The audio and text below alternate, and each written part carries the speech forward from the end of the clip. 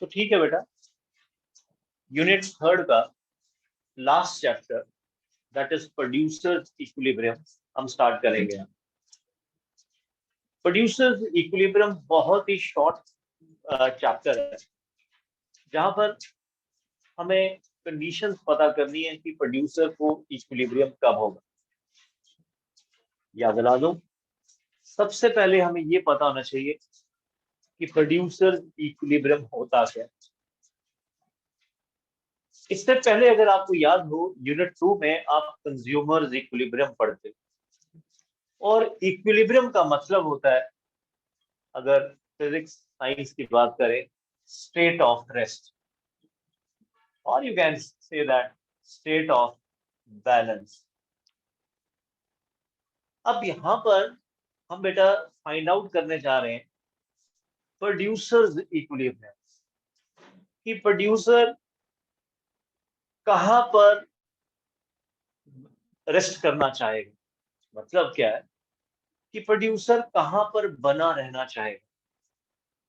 तो obviously producer equilibrium क्या है? एक ऐसी situation where a producer gets, simply बात, मैक्सिमम प्रॉफिट्स। देखिए, कंज्यूमर इक्विलिब्रियम के साथ जब आप वर्ड लगाएंगे, तो कंज्यूमर इक्विलिब्रियम कब होता है? Where consumer gets maximum satisfaction. But जब हम प्रोड्यूसर इक्विलिब्रियम में आते हैं, तो प्रोड्यूसर को मैक्सिमम सेटिस्फेक्शन कब होती है? तो हम लिखते हैं जब उसको क्या मिलते हैं? Maximum profit. इसीलिए प्रोड्यूसर इक्विलिब्रियम को हम ये भी सिंपल लैंग्वेज में ये भी सिचुएशन कहते हैं, जिसका नाम है प्रॉफिट मैक्सिमाइजेशन सिचुएशन। ध्यान दीजिएगा कि प्रोड्यूसर इक्विलिब्रियम को हम प्रॉफिट मैक्सिमाइजेशन सिचुएशन भी कहते हैं। Simply means where a producer gets क्या बेटा? Maximum profit. अब यहां पर हमें न्यूमेरिकल आता है, यहाँ प्रोड्यूसर इक्विलिब्रियम का उसकी भी तैयारी करनी, कि भाई प्रोड्यूसर को मैक्सिमम प्रॉफिट कैसे होगा, कब होगा, इन न्यूमेरिकल्स। तो बचपन में मुझे याद है आपने प्रॉफिट का फॉर्मूला सीखा है मैथ्स में। प्रॉफिट का फॉर्मूला होता है मैथ्स में बेटा, जो 7th 8th में आप पढ़ते हो, selling price minus cost price. याद होगा। बट इकोनॉमिक्स में इस तरह से नहीं हम लिखते। इकोनॉमिक्स में हम निकालते हैं बेटा प्रॉफिट, बट प्रॉफिट कैसे निकाला जाता है? सेलिंग प्राइस क्या होती है? जो इकोनॉमिक्स में हम किसको किससे इंटरप्रिटेट करते हैं, that is total revenue. Revenue chapter आपने पढ़ा है। रेवेन्यू का मतलब क्या होता है? सेल्स प्रोसीड्स, कि गुड्स को सोल्ड करते समय जो अमाउंट रिसीव करता है सेलर, उसे हम टोटल रेवेन्यू कहते हैं। दैट इज इन सिंपल शब्दों में उसे आप क्या कहोगे? सेलिंग प्राइस, जो आपने बचपन में सीखा। और माइनस करेंगे, दैट इज जितने में उससे पड़ी थी। हमने तो कॉस्ट पढ़ा, कॉस्ट में हम कॉस्ट प्राइस को बेसिकली क्या कहते हैं? Total cost. तो ये जो प्रॉफिट का फॉर्मूला हम लोग बनाएंगे बेटा, वो ये है जो हम अपने यहाँ पर यूज करेंगे जब न्यूमेरिकल्स में हम प्रॉफिट निकालेंगे। तो बेटा, हाउ वी फाइंड प्रॉफिट, इस प्रॉफिट को ध्यान रखिएगा, नेट प्रॉफिट भी आप कहेंगे। यू कैन से प्रॉफिट, और क्या सकते हो? Net profit. हम अगर थोड़ा सा आपको एडवांस पढ़ाएं, क्योंकि पता नहीं क्वेश्चन कैसे आने हैं, टीचर्स ने भी किसी सैंपल पेपर से उठाना है, तो यहां पर एक और जिक्र करूंगा, दैट इज ग्रॉस प्रॉफिट का, क्योंकि हमारे कई जगहों पर हमें मिल जाता है। तो याद रखिएगा मेरे बच्चों, अगर आ रहा है प्रॉफिट निकालना, या अगर उसके आगे उन्होंने कंफ्यूजन के लिए क्या लगाया है? नेट प्रॉफिट, तो आपने क्या फॉर्मूला लगाना बेटे? T R minus T C. But अगर आपको अगर कहा जाए क्या निकालना बेटा? Gross profit. तो ग्रॉस प्रॉफिट कैसे निकाला जाता है?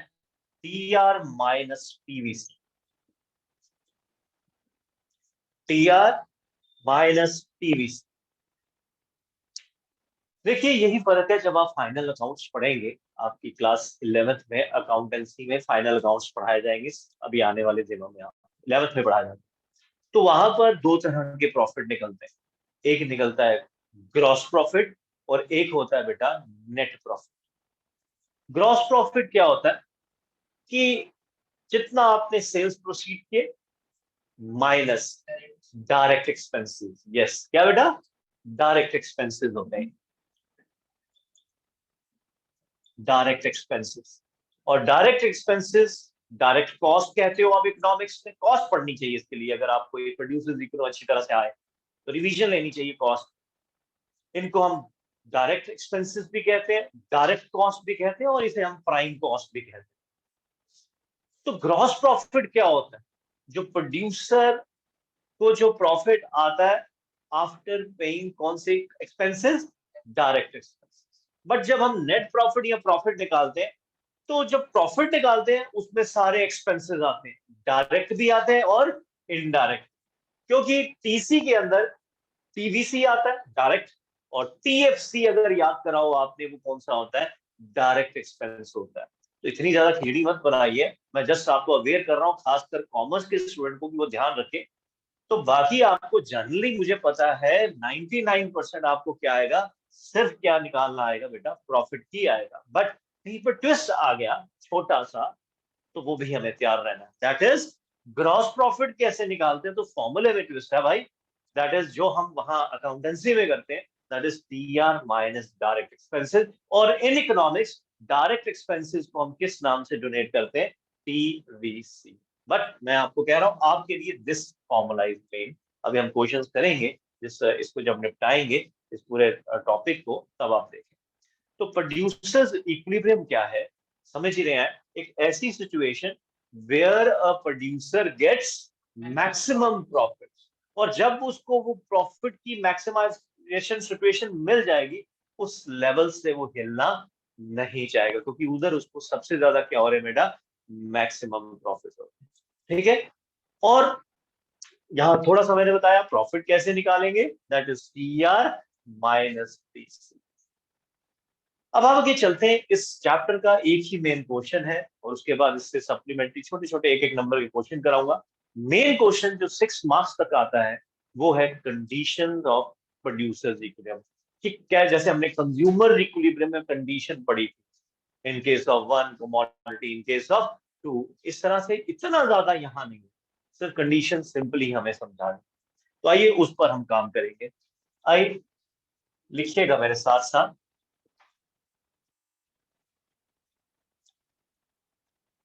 नाउ देखिए, प्रोड्यूसर्स इक्विलिब्रियम की कंडीशंस क्या होंगी। कंडीशंस ऑफ प्रोड्यूसर्स इक्विलिब्रियम, ध्यान दीजिएगा बच्चे। देखो, आपने पढ़ तो लिया है रेवेन्यू में दो तरह की मार्केट होती है, अगर आप भूले नहीं हो। मुझे बता सकते हो बेटा? शाबाश। दो तरह की मार्केट कौन कौन सी होती है? परफेक्ट मार्केट और दूसरी इम्परफेक्ट मार्केट। और जब कंडीशंस भी हम पढ़ते हैं तो ऐसे ही पढ़ते हैं, producers equilibrium under perfect competition, और दूसरा पढ़ेंगे producers equilibrium under imperfect perfect competition, और दूसरा है इम्परफेक्ट कंपटीशन। ध्यान दीजिएगा।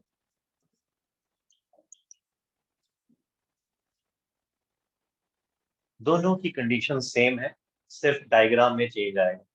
बट क्या है कि 11th में टीचर अपनी, क्योंकि मुझे पता है सिलेबस में सिर्फ यही है, बट कई स्कूल में हम इम्परफेक्ट कंपटीशन भी टीचर करवाता है। तो फिर मैं अब स्कूल वाइज तो चलता नहीं है, ओवरऑल दोनों ही पिक्चर क्लियर करता हूँ। थोड़ा सा ही फर्क, कंडीशंस दोनों में सेम है सर, दोनों में सेम है। अगर डिफरेंस है तो डायग्राम, किसका बेटे? राइट। इससे क्लियर करके जब आपको आगे पढ़ना पड़ेगा, जब आप सीयूसीटी के पेपर देंगे वहां करना है, तो क्यों ना आज का दिन लगाए, और अपने आप ये दोनों आप हो गए सर, दोनों करा रहे हो, दोनों की कंडीशन सेम, सिर्फ द डिफरेंस इज डायग्राम। क्यों? सबसे पहले हम बात करेंगे परफेक्ट कंपटीशन। परफेक्ट कंपटीशन क्या होता है आपको मैंने बताया, जब मैं रेवेन्यू में शॉर्ट छोटा सा पढ़ाया आपको, revenue curves under perfect competition पढ़ाया, और फिर क्या पढ़ाया? Revenue curves under imperfect. Perfect market में क्या होता है? All the sellers are selling homogeneous product at a uniform. ठीक है? तो यहां पर डायग्राम जो है एमआर की जो बनती है वो कैसी बनती है, अगर आपको याद हो, horizontal straight line parallels to the X axis. यहां पर प्राइस कांस्टेंट नहीं होते इन परफेक्ट मार्केट। अगर सेलर ज्यादा बेचता है तो वो प्राइस क्या करता है, कम कर देता है। ड्यू टू दैट यहां पर जो एमआर बनती है वो डाउनवर्ड स्लोपिंग बनती है। कैसी बनती है, नेगेटिव स्लोपिंग। बस यही डिफरेंस, कंडीशंस दोनों में सेम है। तो अब मैं सबसे ज्यादा कंसंट्रेट करूंगा इस पे, जो सिलेबस में यही है, बट कई बार टीचर कहता है भाई ये इम्परफेक्ट भी आना चाहिए बच्चों, तो फिर वो भी करवा दूं, दिक्कत कुछ नहीं है। कंडीशंस दोनों की एक ही याद करनी है, उस पर फोकस करते हैं। तो पहले सारी कंसंट्रेशन हम लगाते हैं यहाँ पर परफेक्ट मार्केट की कंडीशन क्या है।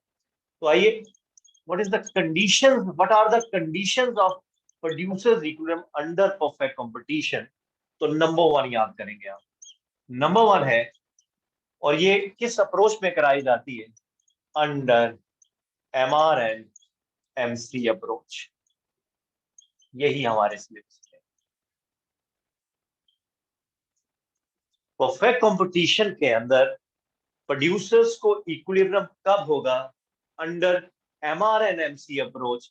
तो सबसे पहला कंडीशन है कि एमआर किसके बराबर होना चाहिए, एमसी। पहली कंडीशन बेटा याद करो, लिखो कि पहली कंडीशन क्या है परफेक्ट कंपटीशन में, where MR is equals to MC, and second MC should be more than MR. Should be more than आप पूरा भी लिख सकते हो, या should be greater than MR after MR is equals to MC.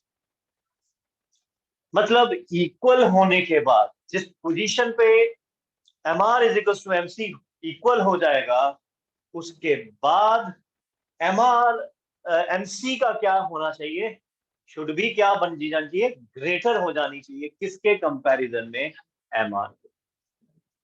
अब आप कहोगे सर इसकी कंडीशन बताओ, तो मैं लिख रहा हूं आपके लिए। मैं फिर से आपसे यही अपील कर रहा हूं कि आप कंफ्यूजन मत क्रिएट करिएगा अपने लिए। शायद मैं कर रहा हूं तो मेरे दिमाग में आ रहा है कि भाई अगर परफेक्ट की पूछिए, इम्परफेक्ट की, दोनों की कंडीशन सेम है। द डिफरेंस सिंपल सा अगर आएगा तो वो डायग्राम में आएगा। यहां पर एमआर हॉरिजॉन्टल बनेगा, यहां पर एमआर नेगेटिव स्लोपिंग बनेगा। This is only difference. तो दोनों के लिए प्रिपेयर रहिए। अरे एक से क्या करेगा, दूसरा भी वही सेम कंडीशन, तो दोनों कंपटीशन दोनों मार्केट्स में क्या रहती है बेटा, सेम रहती है। तो अभी तो मैं उस पर बात करूंगा नहीं, मैं अभी सारा फोकस तो मैं यहाँ दिला रहा हूँ, बट ये याद दिला रहा हूँ कि चाहे इस कंपटीशन की बात करें चाहे इस कंपटीशन की, दोनों की कंडीशंस जो है सेम है। अब ये ध्यान रखते हुए, अब मेरे को बता बच्चा अब गलती नहीं करेगा, अब इसको समझ आ रही है कि वो मैं आपको समझा रहा हूँ, हाँ सर डिफरेंट तो है क्वेश्चन, परफेक्ट इम्परफेक्ट, बट दोनों के अंदर कंडीशंस जो है एमआर एंड एमसी अप्रोच की क्या बेटा, सेम। तो मुझे लगता है याद कर लिया होगा आपने कि what are the conditions of producers equilibrium. पहला क्या बेटा, MR is equals to MC. Second जरा ध्यान रखना, जब दोनों इक्वल हो जाए उसके बाद नेक्स्ट लेवल ऑफ आउटपुट पे तुम्हें क्या देखना है, MC should be more than MR. Equal होने के बाद एमसी का ग्रेटर हो जाना चाहिए, किसके कंपैरिजन में, एमआर। ये चीज में जब आपको न्यूमेरिकल्स करोगे, इसके न्यूमेरिकल्स बहुत इंपॉर्टेंट। न्यूमेरिकल्स तो भी बाद में पहना है, अपने ही आपको हाइपोथेटिकल कंडीशन की हेल्प से आपको समझाऊंगा। यहाँ तक किसी को डाउट तो पूछना चाहते हो आप बेटा, आप में से बच्चे को, ठीक है यस ना, आगे बढ़ो। अब हम फिलहाल फोकस करते हैं इसके ऊपर, दैट इज कौन सी, परफेक्ट मार्केट ही करा रहा हूं। कंडीशन तो आपने पता कर ली कि जब M R is equal to MC है and MC should be more than M are.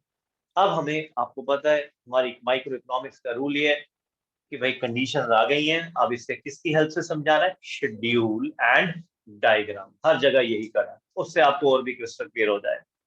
तो आइए इसका शेड्यूल बनाते हैं, परफेक्ट कंपटीशन। किसका बेटे, परफेक्ट कंपटीशन का हम लोग शेड्यूल बनाते हैं। तो मैं यहाँ, आप कंफ्यूजन ना हो जाए, मैं इसको मिटा देता हूँ थोड़ी देर के लिए कि मैं इस समय सिर्फ परफेक्ट कंपटीशन कर रहा हूँ। तो आइए सबसे पहले लिखेंगे यूनिट्स प्रोड्यूस या यूनिट्स सोल्ड कर लीजिए, कोई दिक्कत नहीं। लिख लीजिएगा यहाँ पर 1 2 3 4 5। अब याद रखो बेटा, आपको याद रहना चाहिए इस समय आप परफेक्ट मार्केट पढ़ रहे हो और रेवेन्यू कर्व में परफेक्ट मार्केट पढ़ा के आए। अगर मैं यहाँ प्राइस लिखूं तो प्राइस मुझे क्या रखने हैं, सेम रखने हैं कि प्राइस को फॉल करना है? बोले आप कांस्टेंट। तो लीजिए मैं थोड़ा सा डिटेल में पढ़ाने जा रहा हूँ। और कोई पूछे आपने प्राइस क्यों कांस्टेंट रखे? बेटा आप बता दीजिए कि हम कौन से मार्केट की स्टडी करवा रहे हैं परफेक्ट। यहां से प्यारे बच्चों आप टी आर निकाल लीजिएगा। क्या बेटा? टी आर, वही बात है, रेवेन्यू और कॉस्ट आना चाहिए। टी आर कैसे निकलता है? P into Q, that is 10। Next क्या होगा? 20 30 40 50। टी आर से निकाल लीजिएगा क्योंकि हमें निकालना है कंडीशंस के हिसाब से। हमें दो वैल्यू चाहिए बेटा, हमें कंडीशंस के हिसाब से दो वैल्यू चाहिए, एक एम आर और दूसरा बेटा एम। अब एम आर निकल जाएगा। एम आर डिफरेंस होता है किसका बेटा? टी आर का। तो करो तो क्या आएगा? 10 10 10 10। आपने कॉस्ट पढ़ी, आपसे पूछूं कि एमसी कर्व की शेप कैसी होती है? What is the shape of marginal cost curve? U shape, exactly you right. क्या बेटा? यू शेप होती है। यू शेप का मतलब क्या होता है? इनिशियली कॉस्ट फॉल करती, reaches minimum and then starts rising, यही है। तो मैं उसी को नंबर्स में लिखूंगा। आप यहाँ पूरी नहीं बनाएंगे हम लोग, सीधा एमसी हमें हम याद करके जाएंगे। दैट इज 12 10 8, यहां तक फॉल करी, फिर आप इसको क्या कर दो? बढ़ा दो, दैट इज 10 12। लो जी, ये शेड्यूल बन गया। You have to remember this, या तो याद रख लीजिए या कैसे बनाया आपको बड़ा आसान है, क्योंकि आपको हर क्वेश्चन को एग्जाम में 6 नंबर या 4 नंबर में मिनिमम क्वेश्चन आता है। आपको तभी नंबर दिए जाएंगे जब आप शेड्यूल से सपोर्ट करोगे, और आप भी तभी समझोगे जब शेड्यूल से आप समझोगे। तो आपने बनाया, मैंने डायरेक्टली भी लिख सकता था एमआर, पर तुम्हें याद करवाने के लिए कि भाई एमआर कांस्टेंट क्यों होता है, क्योंकि परफेक्ट मार्केट की नेचर ये है कि प्राइस रिमेन्स कांस्टेंट। तो due to TR increase at a constant rate, और एमसी क्या आ जाता है? 10 एच ईच लेवल। और एमसी सॉरी एमआर सेम आता है। वेयर एमसी कर्व की नेचर आपने कॉस्ट में पढ़ी है, चाहे परफेक्ट हो चाहे इम्परफेक्ट हो, वो तो डिस्टिंग्विश करता ही नहीं है। कॉस्ट एमसी कर्व कैसी होती है बेटा? U shape. ठीक है बेटे? ठीक है, तो इस वजह से अब आइए यहां पर हम कंडीशन का पता लगाते हैं। शेड्यूल बन गया, कंडीशन सामने है बेटे, और इस कंडीशन को यहां लगाने की कोशिश करेंगे। जरा ध्यान रखिएगा, क्वेश्चन पेपर में लगभग आता है। आपको आपके एग्जामिनर को दो ही तरीके हैं जहां से वो क्वेश्चंस निकालेगा। यहाँ तो आपको सिंपली कहेगा यार एक्सप्लेन कर दो। अब वो थोड़ा सा नेचर चेंज हो गई है पेपर की। अब उसकी जगह क्या होगा? सेकंड जो अच्छी का नेचर क्या रहेगी? आपको न्यूमेरिकल आएगा, एक केस स्टडी आ जाएगी जिसे आप न्यूमेरिकल कहते हैं, और कहेगा ये लो न्यूमेरिकल, इसमें पता लगाओ प्रोड्यूसर को कहां पर इक्विलिब्रियम। मैं तो कह रहा हूँ बहुत ज्यादा अच्छा, बट उसके लिए थ्योरी का स्ट्रांग होना बहुत जरूरी है। तो उसी नेचर को मैंने यहाँ रखा, आपको कंडीशन समझाई, शेड्यूल समझा दिया, राइट। अब यहाँ पता करते हैं पहली कंडीशन क्या है बेटा? पहली कंडीशन ये है कि M R is equals to M C. Eklavya ध्यान दे रहे हो ना? पहली कंडीशन ये है कि M R is equals to M C. तो देखो वो कहां पर इक्वल हो रहा है। M R is equals to M C यहां पर हो रहा है 2 and 4। बिल्कुल ठीक है, 2 पर भी हो रहा है, पर मैं यहां देख रहा हूं अरे ये तो 4 पे भी हो रहा है। बट आपको बता दूं, दो जगहों पर इक्विलिब्रियम कभी नहीं हो सकता। इसी वजह से हमारे इकोनॉमिस्ट मैथमेटिशियन जो है भाई, टेक्निकली अप्रोच लगाई है उन्होंने। इसी वजह से उन्होंने कि दो जगह पे हो जाएगा तो क्या करेंगे, क्या दे दी? Second condition. अब सेकंड कंडीशन क्या है, इसे यूज करना मेरे बच्चों को आना चाहिए। सेकंड कंडीशन क्या है कि जब दोनों इक्वल हो जाए, पहले तो सेकंड पे चलते हैं, जब दोनों इक्वल हो जाए उसके बाद, आफ्टर लिखा है ना, उसके बाद MC क्या हो जानी चाहिए, ग्रेटर। पर आप देखो 2 लेवल पर जब आप स्टडी करो, जब दोनों इक्वल हो गए, जब दोनों इक्वल हो गए तो अब क्या हुआ, MC क्या हो गई, क्या होगी जरा बताएंगे आप लोग, बेटा आप भी सुन रहे हो, MC यहाँ क्या फॉल। होगी, कॉल हो गई MR। तो इसका मतलब, अब ये मैं काट रहा हूं, दैट इज यहां पर इक्विलिब्रियम नहीं बन रहा, क्योंकि पहली कंडीशन तो फॉलो हो रही है, राइट, पर दूसरी कंडीशन नहीं हो रही है फॉलो। क्यों, क्योंकि आपने चेक किया इक्वल होने के बाद, राइट, क्या देख रहे हो आप लोग, बोलो, MC जो है वो लेस हो गया, क्या हो गया बेटे, लेसर हो गया, किसके कंपैरिजन में, MR। क्लियर, आगे आ जाओ, फिर इसका मतलब यहां तो कंडीशन अप्लाई हो नहीं रही। आओ आप चौथे पे आओ, चौथे पे आप ऑब्जर्व क्या कर रहे हो, चौथे पे आप देख रहे हैं जब दोनों इक्वल हुए, उसके बाद देखना, नेक्स्ट लेवल पे देखना। ये मैं इसलिए इतनी अच्छी तरह समझा रहा हूँ, न्यूमेरिकल्स आएंगे आपको, एग्जामिनर की केस स्टडी आएगी, लो जी आपको दिया एक हाइपोथेटिकल शेड्यूल, पता लगाओ, तो आने देना यार, 2 लेवल पर 3, आपको घबराना नहीं है, आपने सेकंड कंडीशन को ही आपको सपोर्ट मिलना है।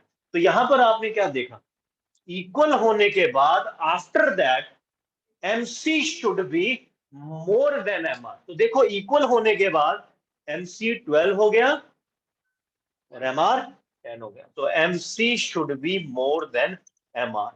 तो भाई अब बच्चे यहां भी गलती कर जाते हैं, आंसर ले लेते हैं 5 यूनिट पे इक्विलिब्रियम, नहीं नहीं नहीं, कहां पर है, 4 पे। वो तो है कि इसके बाद देख लेना कि MC क्या हो जाना चाहिए, ग्रेटर, बट कंडीशन कहां पर आंसर होगा, 4 लेवल। समझ पाई पूरी क्लास। तो इस तरह से हम यहाँ पर ये, फिर इसी को आपने एक्सप्लेन करना, टेबल को, डायग्राम को अपने दिमाग से लगाकर और एक्सप्लेन करना, ठीक है। तो कंडीशन कैसे आपने कंफर्म करनी है, पहली तो आ गई, वो 2 पे आ गई, तभी तो मैंने जानबूझ के लिया, एक ही जगह लेता तो आप इतनी अच्छी तरह समझ ना पाते, पर जब दूसरी आई तो आपने देखा यहां पर नहीं थी। 4 पे क्यों थी, क्योंकि इक्वल होने के बाद MC क्या हो गया था बेटे, ग्रेटर हो गया था किसके, MR। देयरफॉर इस गिवन शेड्यूल के अंदर प्रोड्यूसर को इक्विलिब्रियम कहां पर हो रहा है, at the level of 4th unit of output, because दोनों condition MR is equal to MC and MC should be more than MR यहां पर फुलफिल हो रही है। क्लियर हुआ बेटा, डाउट कोई, अभी जहां तक डायग्राम बना है, कोई क्वेश्चन तो नहीं पुट, हाँ सर MC का स्केड्यूल हम इसमें हाइपोथेटिकली लेंगे।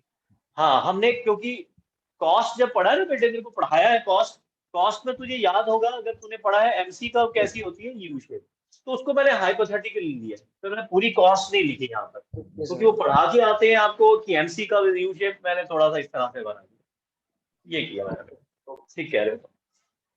तो याद रखना बेटे, बच्चे, लक्ष्य, चाहे परफेक्ट मार्केट हो, लक्ष्य सुनना, चाहे इम्परफेक्ट मार्केट हो, MC कर्व तुम्हें मैंने मार्केट के हिसाब से नहीं पढ़ाएंगे, वो हमेशा कैसी होगी, शॉर्ट पीरियड में यू शेप होगा, हाँ, बट तुम्हें पढ़ाया गया है कि जब फॉर्म्स ऑफ मार्केट पढ़ा, सॉरी रेवेन्यूज पढ़ाया गया, तो वहां पर रेवेन्यूज की condition change, MR under perfect competition horizontal था क्योंकि वो कांस्टेंट था, वेयर MR इज जो है अंडर इम्परफेक्ट, अभी पढ़ाता हूं आपको, वहां पर आपका क्या होगा, वो डाउनवर्ड होगा, आप चेक भी कर सकते हो, रेवेन्यूज में पढ़ा है, तो ये ध्यान रखना, MC दोनों केसेस में तुम्हारे यू शेप बनेगा, ठीक।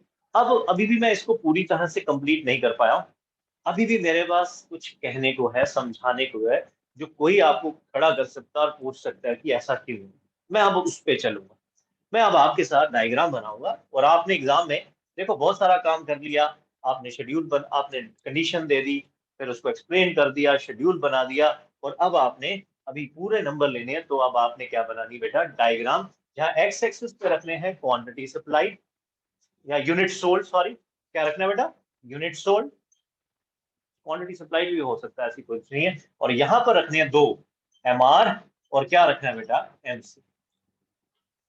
आपने तो डायग्राम की टेंशन लेनी नहीं, मैं शुरुआत से कहा अगर आपको शेड्यूल की टेंशन जरूर लेनी है, जिसको शेड्यूल आता हो डायग्राम तो बनाएगा ही, शेड्यूल से बनाएगा, और एग्जैक्टली मैं आपका टाइम नहीं वेस्ट करूंगा, आपका ये बनेगा MR, आप लोग एग्री करेंगे, क्योंकि ये MR कैसे बनेगा 10 10 10, तभी तो बार बार कह रहा हूँ, that is horizontal straight line parallel to X axis बन जाएगा। और MC आपने बनाई है 12 12 10 8, फिर क्या हुआ 10 12, तो ऐसी बनेगी मेरे बच्चों, ऐसे। पर आपने जब भी एग्जाम में करना है ऐसे नहीं बना देनी है विदाउट लेबलिंग, आपने पूरा 1 2 3 4, और जब आप करोगे तो आपकी डायग्राम ऐसे बनेगी। और ये कौन सी कर्व बेटा, MC, और ये MR। देखना बेटा इसमें भी लक्ष्य बच्चे जरा ध्यान देना, आयुषी आप भी। MC जो है ये दो जगहों पर MR को काटी है ना, लाइक डायग्राम इधर देखो, दोनों जगह पर MR ऑब्वियसली यहां पर भी होना था। तो इस दो पॉइंट्स को मैं लिखता हूं, एक सिचुएशन ए और एक आ गई सिचुएशन बी। बट आप मुझे बता सकते हैं कि डायग्राम में भी इक्विलिब्रियम कहां पर होगा, ए पर कि बी पर? बोले। सर बी पर। बिल्कुल ठीक है, हाँ बिल्कुल ठीक है। कहां पर बेटा, बी पर। बी पर। क्योंकि एट पॉइंट ए पर अगर देखें, इक्वल होने के बाद जब और आउटपुट बढ़ाया तो MC क्या कर गया, फॉल हो गया। पर यहां पर क्या हुआ, इक्वल होने के बाद जब और आउटपुट बढ़ाया तो MC क्या हो गया, ग्रेटर हो गया। तो इस वजह से कंडीशन जो है वो कहां फुलफिल हो रही है इक्विलिब्रियम की, this is at point B पर। ठीक है। अब यहां पर एक बड़ा ही इंपॉर्टेंट क्वेश्चन जो बच्चे मेरे से पूछते हैं, आप लोग तो पूछते नहीं, मैं ही खुद बोलता हूँ। आप कहते हैं जो बोलता जा रहा है वही सच है और बाकी सब झूठ, ऐसा नहीं है। अब आपके मन में एक क्वेश्चन आना चाहिए। इस साल मुझे नहीं आप लोगों ने तंग किया, इस बच्चे मतलब, अब रिकॉर्डिंग में बोलूंगा तो बुरा लगेगा आपको, मुझे नहीं आप मतलब कहीं पकड़ते हैं कि सर व्हाई नॉट ए पर क्यों नहीं, ऐसा क्या हुआ ए पर कि ए को आप छोड़ रहे हो? और सेकंड क्या बेटा, बी पर आपका इतना ही दिमाग में फिर कंडीशन फुलफिल नहीं है, ऐसा थोड़ी होता है। कई जगहों पर लॉजिक्स है। अब लॉजिक क्या है, क्यों इकोनॉमिस्ट, अब उस पर आएंगे बेटा जी, ये सीख के जाइए। मैंने कहा ना मेरे से पढ़ने का आपका, आप पढ़ाने का ही मकसद ये है कि फ्यूचर में काम है। व्हाई नॉट एट ए पर क्यों नहीं भाई, पहली कंडीशन फुलफिल हुई, सेकंड क्यों नहीं हो रहे? क्योंकि इक्वल होने, अब इसका आंसर लीजिएगा वैसे, व्हाई नॉट एट ए पर, ऐसा क्या हुआ ए पर कि आपने उसे कहा कि ये कंडीशन नहीं होगी? तो ए लेवल पर इक्विलिब्रियम क्यों नहीं मानते? क्योंकि इक्वल होने के बाद, ध्यान दीजिएगा पूरी क्लास, जब हमने और आउटपुट को बढ़ाया, धीरे धीरे आपने क्या किया, आउटपुट बढ़ाया और आगे जा रहे हो, क्या हुआ, कॉस्ट जो है, मार्जिनल कॉस्ट जो है वो क्या होगी बेटा, कम होगी। राइट। ये क्या है, MR क्या होता है, एडिशनल रेवेन्यू। और ये क्या है आपका, एडिशनल कॉस्ट, मतलब आपकी कॉस्ट गिर गई। तो हम मानते हैं, इकोनॉमिस्ट कहते हैं, इसके बाद तो सही मायने में क्या मिली है, अपॉर्चुनिटी मिली है प्रोड्यूसर को और एडिशनल प्रॉफिट कमाने की, उसे उसे गंवाना नहीं चाहिए। और वो तब तक करता रहे जब यहां पर आता है, इसके बाद वो अफोर्ड नहीं कर रहा। क्योंकि आप चेक कर रहे हैं इसके बाद क्या हुआ, रेवेन्यू कम हो गए, कॉस्ट बढ़ गई। इसके बाद तो यही रोक रहे हैं हम आपको, इसके आगे बोल नहीं रहा। क्योंकि अगर इसके बाद अगर करता है, अगर देखो अगर ये करता है, यहां आता है, तो ये क्या हो रहा है, ये जो गैप है ये क्या है, एडिशनल लॉसेस का गैप है। किसका बेटा, क्यों, MR नीचे है, ये देखो ये वाला। अगर यहां अगर आप कहते हो कि नहीं नेक्स्ट स्टेप पे होगा, तो ये जो एरिया आ रहा है ये क्या है, MC बड़ा, MR छोटा, मतलब एडिशनल कॉस्ट ज्यादा, एडिशनल रेवेन्यू कम। तो आप कहोगे हो ये तो मुझे नुकसान हो। तो यहां पर फिर से दिमाग लगाइए और सोचिए मैं क्यों कह रहा हूं कि इक्वल होने के बाद अगर आप यहीं रुक जाता प्रोड्यूसर, तो वो ये जो एडिशनल प्रॉफिट आ रहे हैं जिसे अब मैं शेड कर रहा हूं, इसको वो अर्न नहीं कर पाता। और वो अपनी कौन सी सिचुएशन पर, मैक्सिमम प्रॉफिट की सिचुएशन पे पहुंच नहीं पाता। क्योंकि जब इक्वल हुआ यहां, उसके बाद जब उसने और आउटपुट सोल्ड किया, तो उसकी कॉस्ट क्या हुई बेटा, गिर गई। किसके कंपैरिजन में, एडिशनल रेवेन्यू के। और उसको एक मौका मिला क्या अर्न करने का, एडिशनल प्रॉफिट। उसे वो गंवाना नहीं चाहेगा, और वो तब तक ऐसा करता रहेगा। कहां जाके रोकोगे उसे? इस लेवल पर। इससे ज्यादा उसे प्रॉफिट मैक्सिमाइजेशन सिचुएशन नहीं मिली, क्योंकि इसके बाद अगर कहते हो और बढ़ाओ सर, तो बढ़ा रहा था मैं, जब और बढ़ाया तो क्या हो रहा था?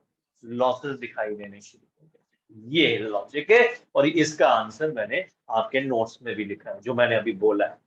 ठीक है, वो मैं पढ़ाने की मेरी कभी आदत नहीं, मैंने आज तक नहीं पढ़ाई माइक्रो में आपको भी, आपको खुद स्टडी करनी, सारा लिखा है मैंने। कंडीशन जहां मैंने दोनों लिखी है वहां ये लिखी है, वहां सिचुएशन ए और बी लिखा है कि ए पर क्यों नहीं होगा, क्योंकि ए पर अगर रुक जाता है तो उसको एडिशनल प्रॉफिट्स अर्न करने का मौका वो गवा देता है।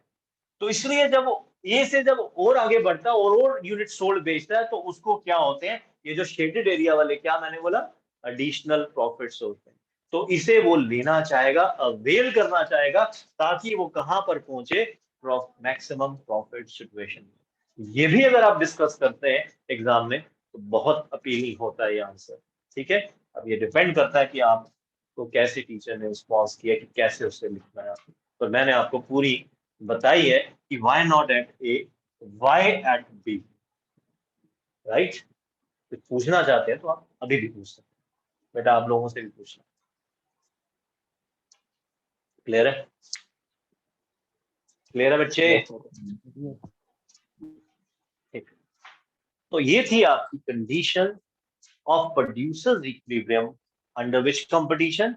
Under perfect competition. ध्यान दीजिए, जिसको परफेक्ट आती है, इम्परफेक्ट वो अपने आप कर गया हुआ है, कोई परेशानी नहीं। बस एक ही चीज का डिफरेंस करूंगा, शेड्यूल में जो एमआर होगा, लक्ष्य सुन रहे हो, एमआर जो होगा वो कांस्टेंट नहीं होगा। इम्परफेक्ट मार्केट में एमआर क्या होगा? फॉल करेगा। एमसी कर्व यू शेप रहेगी, डायग्राम और शेड्यूल में थोड़ा सा चेंज आएगा, वो भी किधर? एमआर से। किस पर आएगा बेटे? एमआर। तो आइए उसको भी करते हैं, लगे हाथ। मुझे पता है majority of the teacher perfect competition करवाएंगे, बट कई स्कूल्स में इम्परफेक्ट को भी कवर कर लिया जाता है, तो उसको भी कंप्लीट करते हैं। और ये जैसे हम ये कंप्लीट करेंगे, चैप्टर भी कंप्लीट हो गया। एक ही क्वेश्चन है इस चैप्टर का, और 100% पेपर में आता है, लगभग पेपर में आना ही आना है इस क्वेश्चन, थ्योरी में या न्यूमेरिकल में। तो अभी एक दिन और लगाना है मुझे, न्यूमेरिकल्स के साथ भी काम करूंगा, बट अभी थ्योरी को तो मैं स्ट्रॉन्ग करने की कोशिश कर रहा हूँ, इस पर आप पूरी तरह से अपना बेस बना लें। नाउ देखिएगा, पेज नंबर मेरे नोट्स के हिसाब से जाएं तो 100 पेज पर देखिए। अब मैं आपको इम्परफेक्ट मार्केट में ले जाने जा रहा हूँ। इम्परफेक्ट मार्केट, अब ये जो कंडीशन है,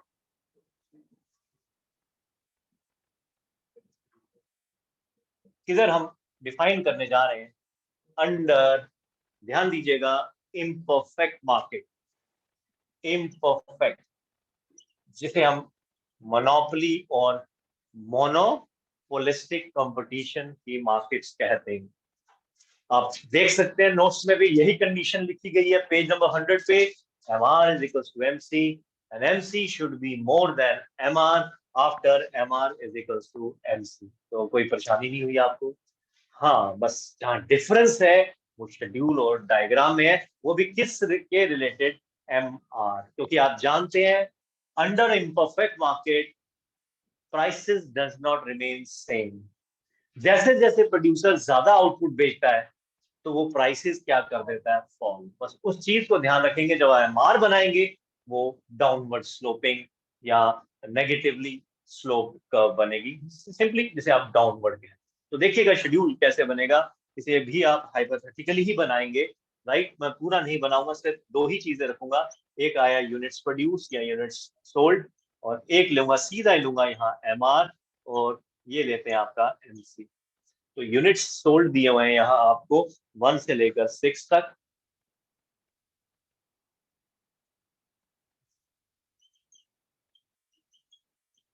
ठीक है, एमआर क्योंकि कांस्टेंट नहीं रखते हैं, क्योंकि इस समय हम इम्परफेक्ट मार्केट पढ़ रहे हैं, तो आप ऐसे ही आपने पढ़ी हुई है, मुझे याद है, 10 9 8 7 6 5 डाउनवर्ड स्लोपिंग बनेगा तो ऐसे ही बनेगा, ये तो आप याद भी रख सकते हैं। पर आपको, मुझे इतना पता है कि इम्परफेक्ट कम आता है बच्चों को, परफेक्ट ज्यादा आता है, फिर भी मैं कह रहा हूँ पूरी तरह से कवर कर रहा हूँ। कल को टीचर बाद में कराता तो बाद में क्यों करना, भी फोकस है हम सब, तो इम्परफेक्ट करके ही निपटाते हैं। नाउ आप जानते हो एमसी आपने यू शेप बनानी है, तो देखो कैसे बना रहे हैं। 11, 9, 6, फिर अब बढ़ा रहा हूं 7, 8 और 9। हाइपोथेटिकली बनाया, मैं सब बता रहा हूँ। जब इसको आप भी देखोगे, नजर घुमाओगे, 11, 9, 6, 6 इज द मिनिमम, फिर क्या हो रहा है 7, 8, 9, ये बढ़ी रही है। तो इस तरह से आपने हाइपोथेटिकली बना लेनी है to prove these two conditions. Right बेटा, जब इसका डायग्राम बनाओगे, तो मैं आपको बता रहा हूँ डायग्राम में सिर्फ एमआर में ही चेंज आएगा। ठीक है, तो एक बार देख लेते हैं बनाकर, कितना हम टाइम निकलेगा, इसमें कुछ नहीं है। यहाँ पर एमआर और ये एमसी, यहाँ पर आएगा यूनिट सोल्ड या आउटपुट प्रोड्यूस। तो ये आपका बनेगा बेटा एमआर।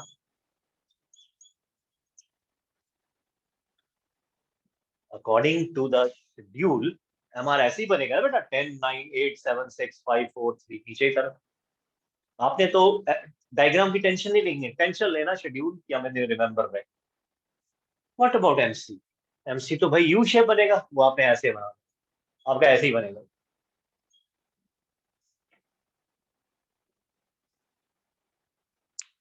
ठीक है, अब कंडीशन रिकॉल करो जरा। कंडीशन क्या है पहली, M R is equals to M C. वो यहां पर भी है, यहां पर भी है, और इस इक्वेशन में, सॉरी इस शेड्यूल में M R is equals to M C यहां पर भी है, और एक और जगह दिखाई दे रही थी फिफ्थ पे, यहां पर भी है। नहीं बलन, ठीक, समझ आई? यहाँ पर दोनों सेम नहीं हो सकते, क्योंकि एक तरफ एमआर क्या कर रहा है बेटा, फॉल कर रहा है, तो कोई पूछे सर वहां 10, 10 दोनों जगह था, यहाँ कैसे हो सकता है? यहाँ पर तो ये लगातार क्या करेगा, एमआर फॉल करेगा। तो यहाँ पर अब बचा, यहाँ पर अगर इम्परफेक्ट में आता कंफ्यूज हो जाता है यार। अरे कंफ्यूजन की जगह ही नहीं, तो सेकंड कंडीशन इतना अच्छा एक्सप्लेन कर रही है। क्या कहती है वो, इक्वल होने के बाद एमसी ग्रेटर हो जाना चाहिए एमआर के। तो देखो इक्वल होने के बाद एमसी 6 है और एमआर, ये तो उल्टा हो गया, यहां नहीं होगा, क्रॉस में डाल।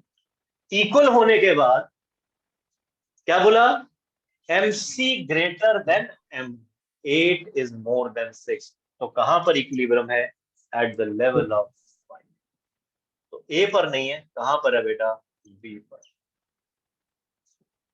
ठीक है, सारा एक्सप्लेनेशन सेम है, बट याद रखिएगा परफेक्ट और इम्परफेक्ट के अंदर डायग्रामेटिकली डिफरेंस है। ये है आपका परफेक्ट कंपटीशन का डायग्राम, ये है इम्परफेक्ट। तो बताओ ना इसमें किस चीज का डिफरेंस है, none other than that is क्या बेटा, एम आर। तो घबराना नहीं, कोई मैंने ज्यादा नहीं कराया आपको फ्यूचर के लिए प्रिपेयर कर दी। 12th के बाद जो पेपर्स आ रहे हैं सीयूसी, उसके लिए प्रिपेयर कर, ये है। Any doubt from your side, पूछे बेटा।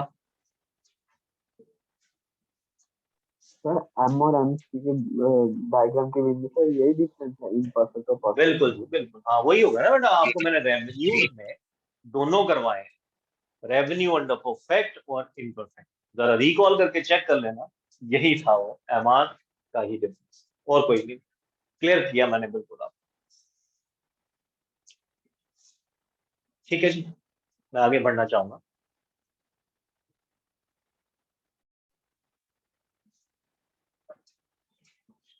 तो अब हम न्यूमेरिकल्स देखते हैं, पेज नंबर 102 पर।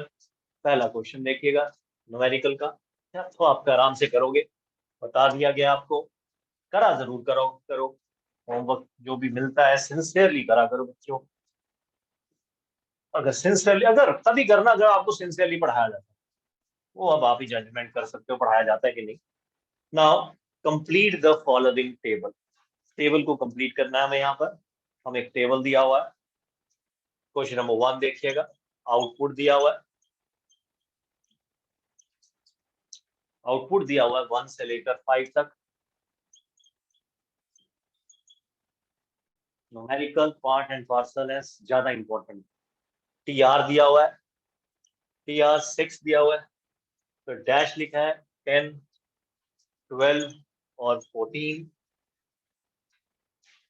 टीसी दिया हुआ है, दैट इज पहला कितना बेटे, 8, 9 डैश 11 और 8 और आपको प्रॉफिट दिए। ये वो क्वेश्चन आया जब मैंने शुरुआत करी थी आपकी प्रोड्यूसर्स इक्विलिब्रियम, और प्रॉफिट दिया है पहला डैश, दूसरा -1, तीसरा आपको 0, फिर डैश और डैश। ये क्वेश्चन शुरुआत मैंने करी यहीं से थी कि प्रॉफिट कैसे निकाला जाता है। अगर आपको याद है प्रॉफिट कैसे निकाला जाता है, तो TR माइनस TC, ये फॉर्मूला था, राइट ना। अब लगाइए फिर इधर क्या है, कुछ भी नहीं है, दो चीजें दी हुई है, एक निकाल लेंगे। तो प्रॉफिट कैसे निकलता है, TR minus TC, that is -2। Next देखिएगा 9 -8 करो, ये रेवेन्यू कम है ना तभी माइनस में आया, तो ये कितना आएगा बेटा 8। तो 8 -9 करोगे तो -9, कब 0 आएगा, नेक्स्ट आ गया बेटा 1, और नेक्स्ट आ गया बेटा 6।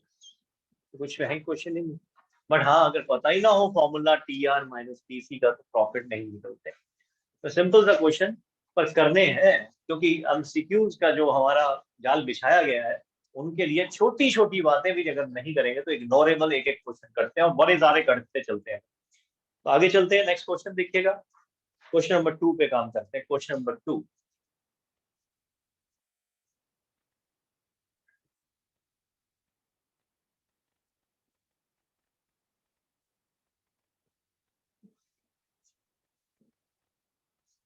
क्वेश्चन नंबर 2 में कहता है फाइंड आउट, क्या बेटा, profit maximisation level of output. तो आपने घर परेशान नहीं होना, profit maximisation level of output का मतलब क्या है, प्रोड्यूसर्स इक्विलिब्रियम निकालना है। और प्रोड्यूसर्स इक्विलिब्रियम कैसे निकलता है, अरे वो कंडीशन याद रखनी है, that is MR is equals to MC and MC should be क्या बेटा, greater than MR after MR is equals to MC। ठीक है, इसके लिए तैयारी करते हैं क्वेश्चन नंबर 2 को। देखते हैं यहाँ पर क्वेश्चन नंबर 2 में आपको क्वांटिटी सोल्ड दिया हुआ है। लेट्स, क्वांटिटी सोल्ड कितनी दी है, 7, 8, 9 एंड 10। प्राइस दे रखा है बच्चों 10, 9, 8, 7, और आपको ATC जिसे हम AC कहते हैं वो गिवन है 6। बहुत अच्छा क्वेश्चन है, 6, 5, 6। अब देखो, मुझे बता सकते हो बेटा, मुझे बता सकते हो ये कौन से कंपटीशन का क्वेश्चन, वैसे ऐसे अदर वे से पूछ रहा हूँ, यहाँ एक कौन सा कंपटीशन है, परफेक्ट है कि इम्परफेक्ट, Imperfect. इसलिए इम्परफेक्ट, एग्जैक्टली, इसलिए पूरा क्लियर करना होता है, क्रिस्टल क्लियर पढ़ना, आधा पढ़ेंगे आधा नहीं पढ़ेंगे तो कहीं ना कहीं हम फंसते हैं। अब वो है, वो तो प्राइस का ये कांस्टेंट होते थे, नहीं, इम्परफेक्ट में जैसे जैसे आउटपुट बढ़ता है प्राइस कम होता है, तो दोनों से जब पढ़ लेता बच्चे एकदम 100% होता है कि मुझे पता। तो यहाँ पर हमें कोशिश करनी है दो निकालने, मतलब हमें बना बनाया नहीं दिया हुआ MR, ना ही बना बनाया हमें MC दिया हुआ।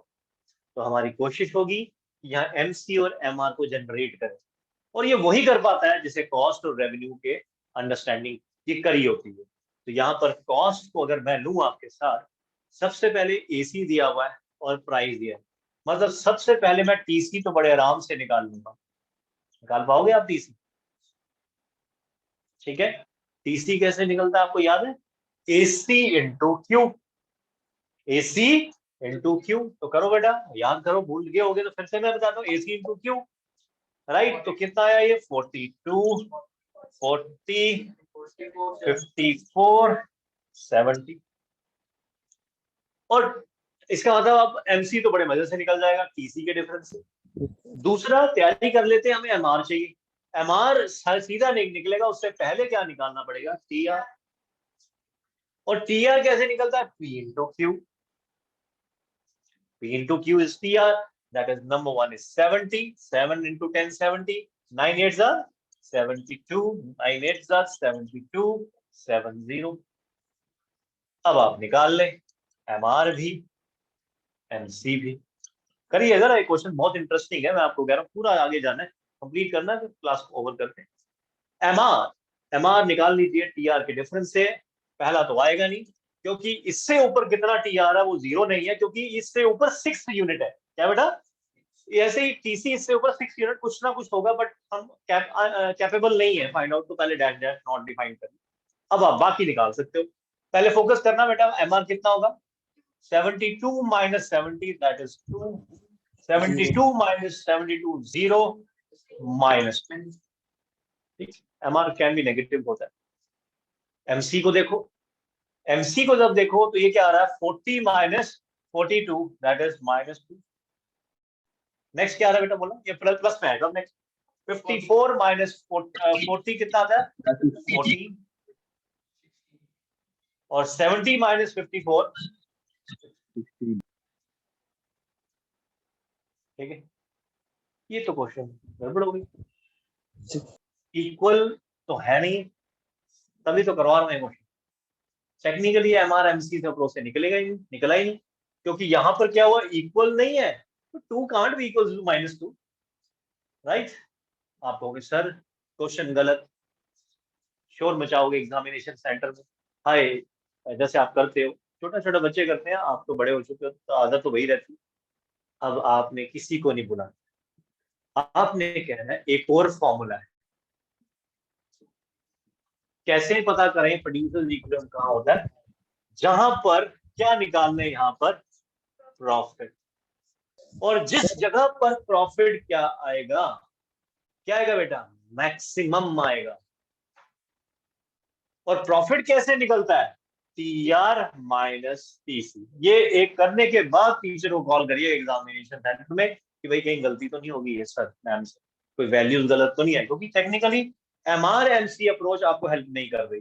आप में से कोई बच्चा पूछ रहा था, मैं आगे बोल बैठा। सर आ गया सर। ठीक है, ठीक है, अच्छी बात है, पूछ लेना चाहिए। तो अब जब ये आ गया, जब ऐसा हो जाए तो आप रुक जाएंगे। आप तो भाई, आप सही बात है ना, जो आपको MRNC अप्रोच में तो हो नहीं रही, आप यहाँ थोड़ी जबरदस्ती कर सकते हो। मे भी यहाँ पर प्रॉफिट मैक्सिमम आ जाए, वो अलग बात है, बट कंडीशन मेरी यहाँ MRNC वाली अप्रोच नहीं फुलफिल नहीं हो रही। तो जब भी ऐसा हो, आपने कहना है सर ने कहा था प्रॉफिट निकालो, और जहां सबसे ज्यादा प्रॉफिट होगा वहां आप कह दीजिएगा इक्विलिब्रियम, आपने छोड़ के नहीं आना, चिल्लाना नहीं एग्जामिनेशन सेंटर। तो आइए प्रॉफिट निकालते हैं। प्रॉफिट कैसे निकलता है, TR माइनस TC। तो करना 70 माइनस 42 कितने होते हैं, 28, 32, 18, 0। तो भाई आंसर आ चुका है।